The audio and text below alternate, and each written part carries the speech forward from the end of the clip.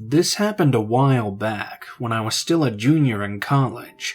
After becoming an upperclassman, students living on campus didn't have to live in a dorm room or in a sorority/fraternity house anymore if they didn't want to. They were given the option to rent an actual apartment at the college. That's exactly what I did the first chance I got. The apartments were nice. Swell appliances, my personal favorite being the handy-dandy microwave oven, and a lot more space than a dorm. More privacy as well. The particular apartment assigned to me was 2 stories, instead of 1 like some of the others. The ones with only 1 floor were pretty big in diameter. Mine was more narrow. It was great, and I kind of felt like more of an adult, because I had house keys now as well. Anywho, I had quite a bit of classes, clubs, sports, and other miscellaneous activities during the day, so I wasn't home a lot during the week. On weekends, though, I basically had the whole place to myself. That is, unless I had a not very rare cross-country meet or an art show 2 states away.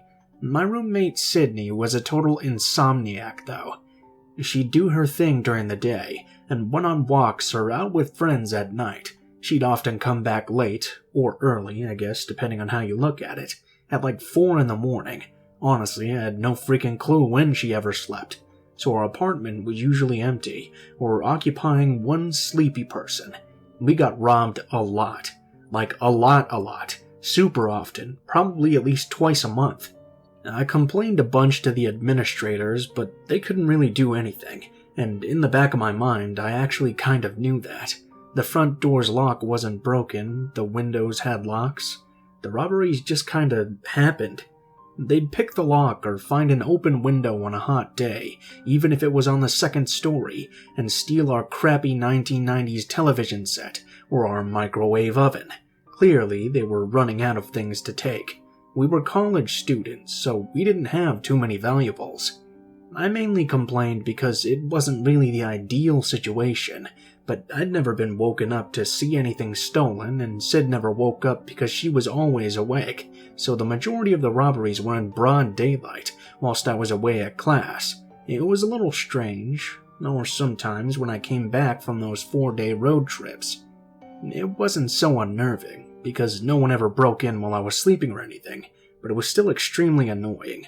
Looking back on it now, it was kinda weird how the robberies always took place at really precise times, like when Sid went home for the weekend and I was in Missouri for a fundraiser, or while I was at a night class and my roommate was at a friend's. It was quite clear that whoever was breaking in and stealing our shit knew our schedules to some extent, because there was never an incident while either one of us was there. But even so, I still should have gotten out of there before what happened did.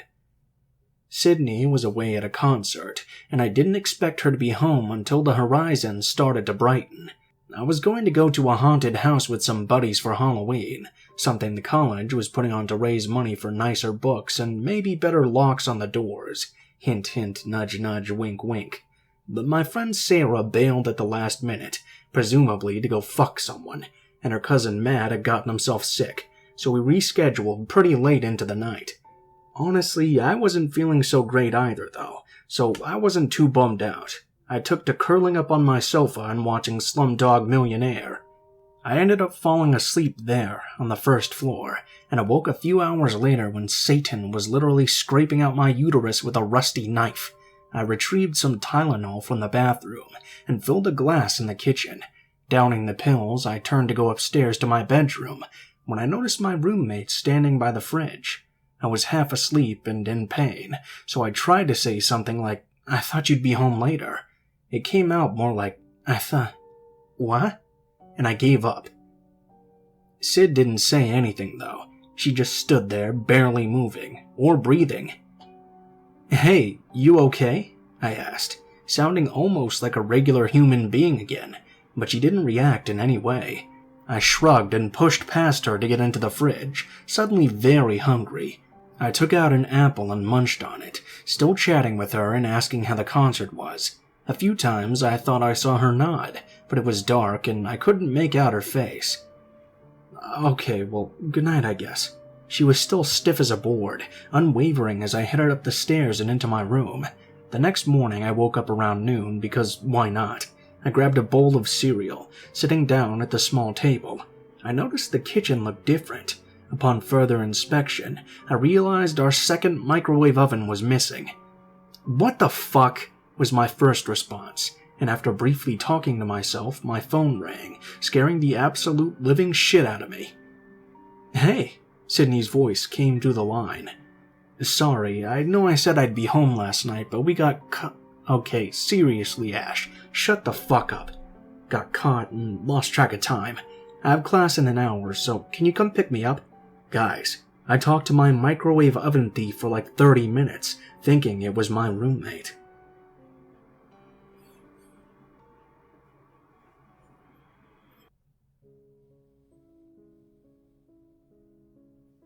During my early 20s, I worked as a meter reader in Iowa City, Iowa. A meter reader is the person who records how much electricity, gas, or water you've used each month. If your meters are on the inside and you want an accurate bill, a meter reader must enter your home whether you're there to let them in or not. Just to clarify, we only entered homes if consent was given when the customer first signed up for the service. Customers also provided us with keys if necessary.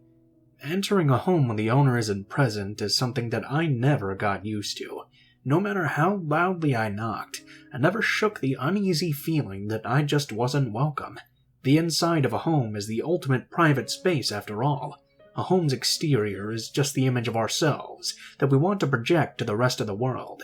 But the further you venture inside, the closer you come to truly seeing what kind of person lives there. And if you want the raw, unfiltered truth, head for the basement. I hate basements. I've seen walls that look like giant, static-filled TV screens until I realized it was roaches scurrying across a white backboard. Cobwebs so thick and dusty that it looked like the cotton candy machine exploded at the Spider County Fair.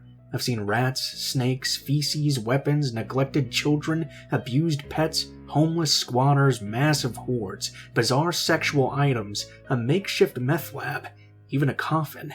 There are rational explanations for all of these things. Well, maybe not the coffin, but there was one basement where what I found was beyond the grasp of logic, and that's what made it so terrifying. It was an old apartment house. From the outside, it looked just like every other house on the block. I entered with the back door and found myself at the top of a staircase. I ran my hand along the wall until it grazed a light switch. I flipped on the switch, but no lights turned on. I wasn't carrying a flashlight. A typical route involved 5 or 6 hours of walking, so I carried as little with me as possible. Oftentimes, I used the light from my handheld screen, but it only illuminated whatever was about a foot in front of it, so armed with the world's worst lantern, I made my way down into the darkness. Once at the bottom, I blindly shuffled across the room, one baby step at a time. With arms outstretched and head down, I eventually reached the far side of the basement. I shined the dim light from my handheld along the wall and discovered 2 doors. Each door led into its own small room. I chose the door on the right and found the meters in the far corner. As I entered the reads, I began hearing strange noises coming from the other room. Something was moving, and there was whimpering that grew louder the longer I listened. I eventually realized it must be a dog. It sounded weak and distressed. I tried to open the door, but it was locked tightly. At this point, the dog was scratching the other side. I felt helpless. I reported it when I got back to the office, but I couldn't shake the thought of that dog. It stuck with me over the next month, until it was time to return. So there I was 1 month later, back within that basement. At least this time I knew where the meters were located right away. I shuffled back to the little room on the right, while keeping my ears open for any sounds coming from the other room. This time I heard nothing. I read the meters and started making my way back, but I couldn't shake the memory of that dog. Was it still trapped inside that room? My curiosity got the best of me. I stood outside the door for a few moments, listening. Still nothing. That's when I made a huge mistake. I tried to open the door. I had no more than jiggled the doorknob slightly when I heard it. Screams. Blood-curdling screams unlike anything I'd ever heard. sounds that I didn't think a human was capable of producing. Short, piercing, high-pitched shrieks, followed abruptly by a low, drawn-out guttural moan that ultimately morphed into something I can only describe as fierce crying, but much louder. It was all over the place, like some sort of psychotic free-form jazz. I stumbled backwards, nearly losing my balance. I shouted out, "Hello? Who's in there?" There was no response, just more screaming. "Are you okay? Do you need help?" Still no response, just more screams. There was no doubt that I'd yelled loud enough for him to hear me. He didn't want my help. He wanted me gone. I fumbled my way through the darkened room toward the exit. When I reached the top of the stairs, I just stood there listening. I was trying to wrap my mind around just what I was hearing. I waited for the screaming to stop, but it never did. When I finally left, it was still just as loud and demented as when it had first begun. I felt relieved, but that quickly vanished once I realized I'd have to do it all over again next month. I reported what I'd heard, but nothing came of it. As my return drew nearer, a sense of dread grew inside me. What kind of lunatic sits alone in total darkness and silence? My mind created endless explanations for what kind of hell laid beyond that door. By the time I returned, I'd built him up so much in my mind that anyone other than the devil himself would have been a letdown. But there was no sign of him for the next month, or the next several months. I'd nearly given up on solving this mystery when a stroke of luck pulled me back in. One night I went to a concert with my friend Laura. After the show, I gave her a ride home. She'd moved somewhat recently, so she had to give me directions. I didn't pay much attention to where she was leading me until she pointed to a house a ways up the street. I couldn't believe it. She had moved into the house with a mysterious room in the basement. "Hey, this sounds weird, but have you noticed anything odd about the basement at this..." I began to ask, but before I could finish my sentence, she blurted out, "A crazy guy lives down there." Finally, I had confirmation. She went on to tell me that even though her apartment was in the attic, she could often hear him yelling late at night. But that wasn't all. She had actually met him. One day, while walking to her car, she saw him standing in the lawn, perfectly still, with no expression on his face. He was directly in her path, so she cautiously made her way around him. She noticed that he was staring at her, so she offered a friendly greeting as she passed. He had no reaction, except for one unsettling exception. He stuck out his tongue, then quickly sucked it back into his mouth and resumed acting like a statue. Thoroughly creeped out, she got in her car and drove away. 2 or 3 months later, I'd finally meet him myself.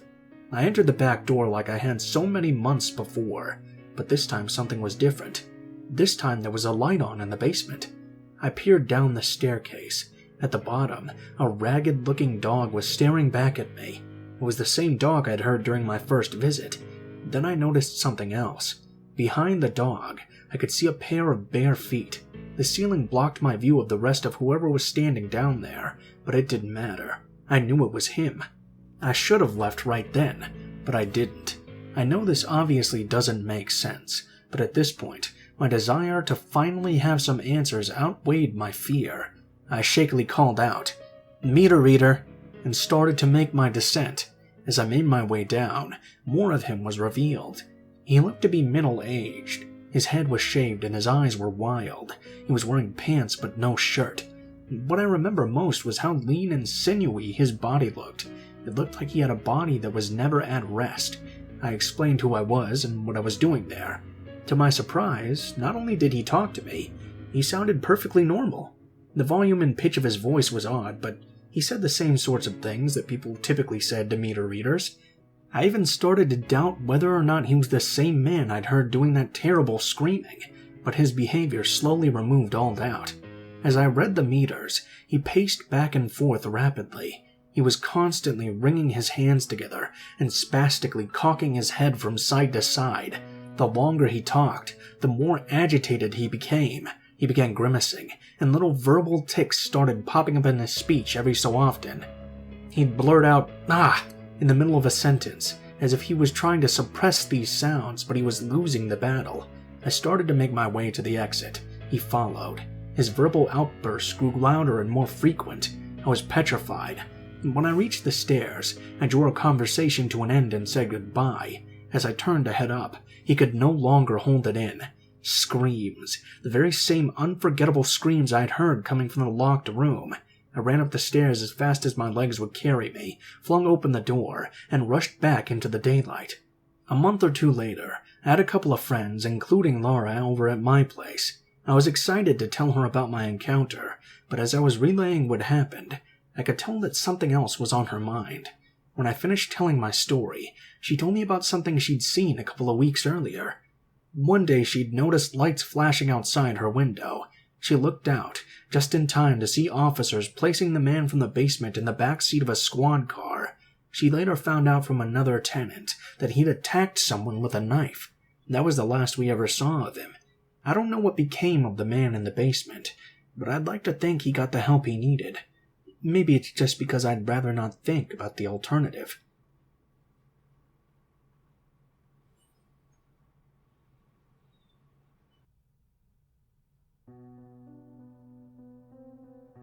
This is another story that happened in college. During my final year, I was living in a 2-bedroom on-campus apartment with 4 other girls. My actual roommate, Christine, is a sweetheart, and we're still like sisters even now, after over 10 years of friendship. This was our 3rd year rooming together, and we even signed up for the same summer abroad programs as well.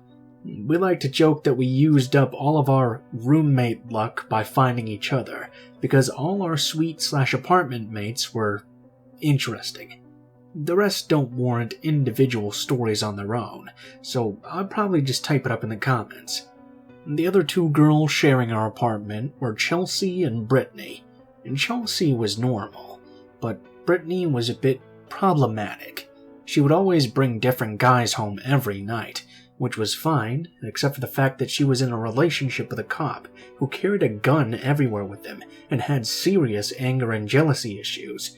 Oh, and that she'd have sex all over every surface of the apartment. The night this incident happened, there was a St. Patrick's Day party with free concerts happening in the school, so there were loads of people on campus. Brittany and Chelsea had gone off to the party, but Christine and I decided to stay at home and binge on Friends reruns because we were so lame. In the middle of our Friends binge session, we suddenly heard someone hammering at our door. "Hey, can you let me in? I think I need to borrow your phone." It was a male voice. We immediately assumed it was one of Brittany's guys. Sometimes they would make up stories just to get into our apartment, then refuse to leave until she came back so they could either hook up or get into shouting matches, usually cheating related. "What should we do?"